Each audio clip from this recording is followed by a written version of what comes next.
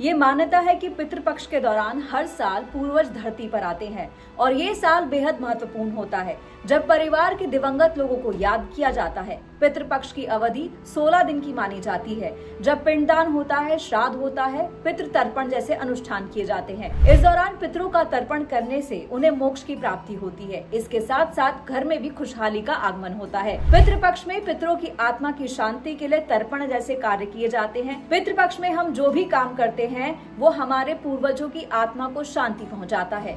इस समय शुभ कार्य बंद कर दिए जाते हैं। ब्रह्म पुराण में बताया गया है कि जो भी इस दौरान पितरों की आत्मा की शांति के लिए पिंडदान करता है या श्राद्ध करता है, उसके परिवार से पितृदोष का साया दूर हो जाता है, पितरों का आशीर्वाद मिलता है। इस बार पितृपक्ष का आरंभ कब हो रहा है, ये एक बड़ा सवाल है।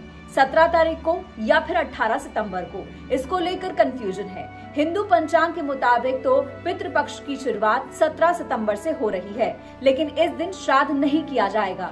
दरअसल इस दिन भाद्रपद पूर्णिमा का श्राद्ध है और पितृपक्ष में श्राद्ध कर्म के कार्य की शुरुआत प्रतिपाद तिथि से होती है। इसीलिए 17 तारीख को ऋषियों के नाम से तर्पण किया जाएगा। श्राद्ध पक्ष का आरंभ प्रतिपाद तिथि से होता है। ऐसे में 18 सितंबर से पिंडदान, ब्राह्मण भोज, तर्पण, दान जैसे कार्य आरंभ होंगे। पितृपक्ष 18 सितंबर से शुरू होकर 2 अक्टूबर तक चलेगा। शास्त्रों के मुताबिक पितृपक्ष में सुबह और शाम के समय देवी देवताओं की पूजा की जाती है और पितरों की पूजा का वक्त होता है दोपहर का। पितरों की पूजा के लिए सबसे अच्छा समय होता है 11:30 बजे से लेकर 12:30 बजे तक का दोपहर का समय। ये सबसे अच्छा माना गया है। इसीलिए पंचांग में अभिजीत मुहूर्त देखकर श्राद्ध कर्म करना चाहिए। जिस दिन भी आप श्राद्ध करते हैं उस दिन ब्राह्मणों को भोजन करवाएं, दान दक्षिणा दें और श्राद्ध करें तो पूरी श्रद्धा से करें। इस दिन गाय, कुत्ता, कौवा, चींटी इन सब को जमाया जाता है। श्राद्ध कर्म में कुछ खास चीजों का अपना महत्व होता है जिनके इस्तेमाल को बेहद जरूरी माना गया है। पितृपक्ष में श्राद्ध और तर्पण के दौरान किसी पुष्प का इस्तेमाल नहीं होता है, इसीलिए तर्पण के लिए काश के फूलों का इस्तेमाल होता है। अगर काश का फूल नहीं होता तो जूही, चंपा या मालती के फूलों से तर्पण होता है। श्राद्ध में तर्पण के वक्त जिस फूल की हम बात कर रहे हैं, जिसका नाम है काश का फूल, पौराणिक कथाओं के मुताबिक पूजा में काश के फूलों का इस्तेमाल न करने से श्राद्ध कर्म अधूरा माना जाता है।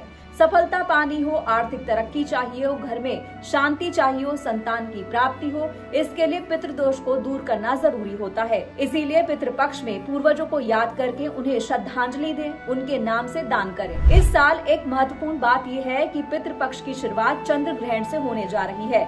18 सितंबर को श्राद्ध से पहले ही चंद्र ग्रहण पड़ रहा है। ये इस साल का दूसरा और आखिरी चंद्र ग्रहण होगा। भारतीय समय के मुताबिक चंद्र ग्रहण सुबह 6:12 से शुरू होगा और सुबह 10:17 पर खत्म होगा। हालांकि चंद्र ग्रहण दिन में लगेगा, इसीलिए भारत में दिखाई नहीं देगा, इसीलिए इसका भारत में सूतक काल नहीं मान्य होगा। फिर भी पहले दिन का श्राद्ध ग्रहण का मोक्ष काल खत्म होने के बाद ही करना ठीक होगा। वहीं पितृपक्ष का जो समापन है वो भी ग्रहण से ही हो रहा है। 2 अक्टूबर 2024 को पितृपक्ष या श्राद्ध के आखिरी दिन भी सूर्य ग्रहण लग रहा है। सर्व पितृ अमावस्या के दिन सूर्य ग्रहण का लगना शुभ नहीं कहा जा सकता, क्योंकि इस दिन पितरों की विदाई की जाती है। भारतीय समय के अनुसार साल के दूसरे सूर्य ग्रहण जो कि 2 अक्टूबर की रात 9:13 से शुरू होगा और देर रात 3:17 पर समाप्त होगा। ये सूर्य ग्रहण भी भारत में नहीं दिखाई देगा, लिहाजा इस साल के दूसरे सूर्य ग्रहण का भी सूतक काल भारत में मान्य नहीं होगा। लिहाजा अमावस्या पर पितरों को विदाई देने का श्राद्ध, तर्पण और अनुष्ठान बिना रुकावट के आप कर सकते हैं। इस वीडियो में इतना ही। नमस्कार।